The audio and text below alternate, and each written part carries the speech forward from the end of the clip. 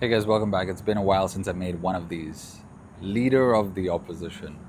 Oh my lord, this just had to be said. So I'm gonna say it. Um, I read on a BBC article that the title was conferred to Pritam Singh by the PM. At least that's what the BBC article says. I don't know the official way that this whole thing started. But I heard from some podcasts, like the Yala Butt podcast, which is run by a couple of my friends and one of my seniors from school, and the other podcast, the Daily Catcher podcast, and so on and so forth. And so also watching some clips on YouTube. And I realized that this title was given to Mr. Pritam Singh by, as the BBC article said, the Prime Minister. But if we're looking at it more broadly, it's given to him by the party that he's competing against, right? The party that he's opposing, right? The opposition, which it stands up to, the party that it stands up to as the opposition, is the party that's giving you this title. I'm not even sure how they even accepted that, but I'm on the same page as Mr. Thia Khiang, who was the previous, I believe, head of the Workers' Party, and so on, in the sense that the whole thing is insulting. Because I believe in the Yala Butt podcast, they said something about him being a career politician. And I feel like that comment, I believe it was made by Terence. And Terence has been a great guy to me in the long run, for a long time. He was the one who actually suggested I crowdfund my first music video, and I said I didn't know what to do now that I had my first fully self-produced song in 2016. And he said crowdfund it. I was like, that nobody's gonna put money for my music video, but they did. He was right. And then that video got played 30 times by MTV Asia and VH1 India. Don't check it out, the vocals are pretty bad. They were pretty auto-tuned. But I guess after the auto-tune it was alright, and that's why those people played it. But anyway, he said that, and I have to agree with him that this whole thing is a bit insulting, because think about this for a sec. Let's say I'm competing with someone and I've lost to them, kind of, for the foreseeable future anyway, if we are to look at stats and data and just see the probability of this happening and opposition taking over Singapore. At least in the old days, it used to be common taxi driver speak that there's no way anybody else is taking over Singapore. But somehow, when I look at the comments on TikTok and YouTube and so on during the election in 2025, when I first actually got into Singapore elections, and by got into I mean got interested in, and actually volunteered as a polling agent and so on, just to see what how things work, and it's my country, I might as well know how things work. That was the first time I saw the comments on YouTube and TikTok, and it seems like the younger generation thinks that no, there's no such thing necessarily that the PAP will be in power forever. They seem to be all very neutral and not so fearful, and that's great. That's great. Of course, how accurate they are is a separate matter altogether. And that's why we say that there's a phrase which is called age-old wisdom, not you were born yesterday wisdom. It takes a while of living on planet Earth to see certain things a certain way. I'm not trying to say I'm old, but I'm saying as I get older and as I live life each day, I learn more and more things. That's what I'm trying to say. And so this whole thing is just a little insulting. So if you ask me, if I was competing against someone and I'd lost, and they go, okay, now that you've lost, but you're still allowed to do a little bit of speaking, how about this? How about we call you the leader? Will that feel good? Now, I'm not saying that that's the way the Prime Minister said it. I don't know how they said it. I wasn't in the room. But to me, that's how it would seem, no matter how anyone says it. So if it was, for example, a letter in writing, we would like you, or we would like there to be an opposition leader, as in terms of a title and an office. And if the Workers' Party or all the other parties combined, let's say it was put up to a vote, said, oh, we want you, I would have been like, no, that's insulting. This is just insulting to its roots. It is next level. I'm trying not to use the word gangsterism, because that it paints the ruling party in a derogatory light, which is not why I would say no. Not because they're being necessarily in a way that to me feels like gangsters, or they feel they're being dominating or whatever. That's not why I would say no. I would say no because just on a personal level, it sounds pretty insulting. for my opponent, who's won, to tell me, yeah, now I'll give you this. At least that's the way it sounds to me. And so I definitely wouldn't do that. Anyway, due to spirituality, I have stopped competing. I had dreams of being an athlete and so on, and I was training for it and so on. But eventually I stopped that because I learned in spirituality that when one human nobody wins when another human loses. And I find that to be true in my heart, and that's just the way it is. And so even I think the last thing that I do as a competition is play chess with my dad. But even that is a bit like, should I play it, because I'm not into the competing thing. And this card game called Magic the Gathering, and that one too is a bit like, should I play it, because I'm not really into competing. But I realize Magic is quite fun because of the mechanics, not necessarily because the other person's losing. That's just like, nobody even cares about that part. When you go play like Commander, which is this format in Magic, nobody cares that the game is ending and who's lost and who's won, and people are just like, yeah, all right, okay, yeah, shake hands, yeah. But the main fun is the strategy and how it works, kind of thing. It's really energy, and it's energetic, and it's spiritual. You got to play it to understand it. But anyway, the part I thought was funny, really, I thought this whole thing was a big joke.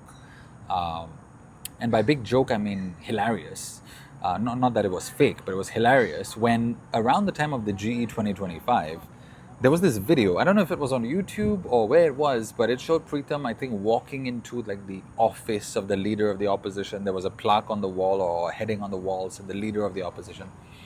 I was like, that's interesting, but it looks very government. It doesn't look like, it almost looked like a government video. And so I was like, wait, the leader of the opposition, just by the visuals and the imagery, it felt like they set up that post. And through this fiasco that happened where Pritam was kicked out, I realized, oh, they did set up the post. So my intuition was right, that they've set up this position called the leader of the opposition.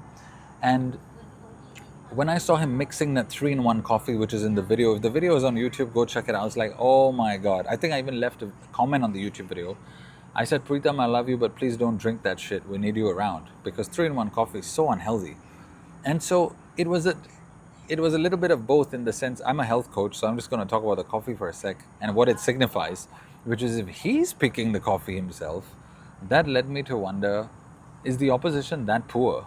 Like, in terms of funds, do they have enough funds that they're drinking 3-in-1 coffee? And if they don't, then, it shows that like they're in quite a bad place competitively compared to the ruling party, which I believe does take care of the finances of Singapore. I could be wrong, of course. And that's billions of dollars. So what's up with this 3-in-1 coffee? So they're not in a good position to compete. If it was the government who created that office, and I mean the physical office, and did the indentation for the food and all that, and it's 3-in-1 coffee, it's a bit like, the leader of the opposition, you're going to give him 3-in-1 coffee? Okay. Him or her, whoever it is, it's bad. It's bad for health. It's like, what are they doing? Like 3-in-1. I'm like, I just can't get over the 3-in-1 coffee. Like, I wouldn't serve 3-in-1 coffee to my enemies. I mean, I have no enemies, but I'm just saying, like, if I had enemies, yeah. Anyway, so it's a bit like, the whole thing is a little bit ridiculous. And I don't know if Pritam's going to watch this, but if he is and somebody knows him and you want to send this to him, like, I just want to tell him personally that, I got tagged by somebody else on Facebook in a note with Pritam. Sometimes we tag the like authorities. I often tag authorities, in whatever field. So that person was, I believe, trying to get publicity about something they were discussing. So they were tagging me because I was used to talk about these topics on TikTok and things. And I imagine they were tagging Pritam and the PAP and so on, just to say like, hey, you guys are the government, go do something if you can. But they were tagging other social media influencers and like, maybe you want to talk about this, that kind of thing. For me, I tag like the Straits Times, I tag the police force if something's happening, I tag the PAP sometimes, like, who's helping in Iran right now and so on, all these kinds of things. But I just want to let Pritam know, like, I don't necessarily think it's a bad thing, and I hope you're not feeling bad, because that post to begin with is a bit of an insult. And of course, that might have been a well-deliberated decision that you guys, in the Workers' Party or other opposition parties together. I'm not sure how it came about, but I'm not sure whether the ruling party singled you out directly and said this is for you, or if they put it up to a vote, or they let you guys decide. But if you discussed and decided, well then thanks for fulfilling your responsibility to, the opposition, and trying to, shepherd this role and really do what you could. Like I saw a lot of your clips in Parliament and have been for years, and so thanks for that. But if it, but in case you're feeling like sad or going like, hey, I don't really think I should have been kicked out or whatever. Personally, and maybe as a future friend, I would say it's fine. It's fine. You don't need to be insulted like that. Like, if you're ever going to be a politician, like, just be the president or be the prime minister, right? Just win all the seats and then do that. And be more gracious to your opponents than they were to you. Like, do not set up like a little office with like 3-in-1 coffee and go like, yeah, we'll give you this title. It's not even official. At least that's what the BBC article said, that Thia Khiang said that if it was official, it would be better. And this wasn't official, whatever official means. I think they mean like part of the actual political structure or law. But yeah, those are my thoughts. This whole thing was a little insulting. And why? Just why? Like, I believe the opposition party brings up some great points about a lot of stuff. And I think inside, everybody knows that the PAP is not going to go down without a fight. They're very strong and rather intelligent and rather rich in terms of their personal wealth. Even if we look at from a first principles approach, not even counting if they're allowed to use country funds for the government campaigns or whatever. I'm not sure about those details, but just look at it from a first principles approach. Even if everyone in there was fighting their own election race with their own money, which I assume they are, hopefully, then that would bring into question their own salaries. And if they've been getting good salaries for a long time, that means hopefully, if they're financially savvy, they got some good savings. And they have a good savings, and if they have some good savings, then they're pretty rich. So, they're pretty strong opponents. They're not going to go down just like that. And anyone who thinks they are needs, like I was about to say, needs an IQ check. Like, maybe, like, I'm just being candid in this video and being funny. Like, I'm not saying that as an insult to anyone. I'm just saying, like, do some research. You're not just going to like take down the PAP overnight. And honestly, I think a lot of Singaporeans, including myself, think that it is a pretty nice, stable country in some respects and regards. Not the compulsory vaccinations part, which those of you who don't know, that apparently was a law or is still a law. You can check the constitution, that if whoever, I believe the medical general something, you can check the exact terminology online on the statutes online website. If they believe that there's a pandemic and people are at risk, they can declare a state of emergency, a medical emergency, and they can require you to take certain drugs or medications that, in their minds or in their eyes or according to research or data or whatever, prevents those emergencies. I believe I made a video about that as well. It's on my YouTube and it's somewhere on TikTok, on my feed. If you just scroll down like 6 months or something, I had the exact details for you at that time. Inside that video, not in this video, obviously I don't commit everything to memory, so pardon that inaccuracy if it's slightly inaccurate, but that was the gist of it. And people were commenting on YouTube going, I think PAP is great, but sometimes I think they view things in a silo. They don't realize what the effect is on the ground, as do most human beings. We're all guilty of that from time to time. But I think that a lot of Singaporeans would say, like, this is a pretty stable place compared to the shit that's going around the world right now. This is as stable a place as you get. We have a lot of friends who are expats. I'm a Singapore citizen. My wife is a citizen. My daughter's a citizen. We've grown up here, and we think like, it's all right, but it's boring. It's safe, but it's boring, kind of thing. As I think do most Singaporeans who grew up here. But foreigners are like, you guys have no clue what you've been given. And I'm starting to see that as a father and a husband. And just a man myself, even if I was single, that it is a safe and it is a pretty nice and safe place. Yeah. And so, we have a lot to be thankful for.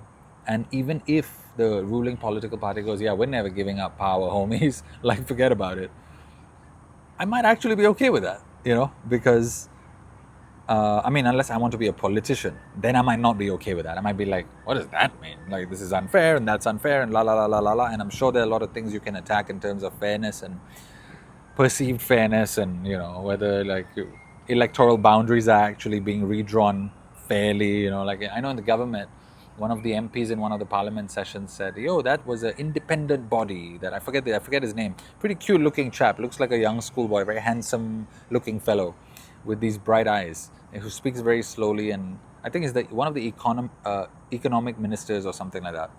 And he was saying, like, around the time of the G, when people asked about why they were redrawn, he said it's an independent body. My cousin was visiting from India, and she's seen a lot of politics in her life. I mean, it is India. It's huge. They have parties, they have discussions, they have assassinations, they have lots of shit. And she was like, when I told her about the redrawing of the boundaries, she gave me this look. She was like, then she shook her head, and then she was like, don't even bother with that. Like, who's going to win that? Like, why are you even bothering? Like, why are opposition parties even bothering? So it was unspoken understanding. She didn't even have to say that, oh, the ruling party obviously did that. Or I didn't even have to say, people think the ruling party did that. It was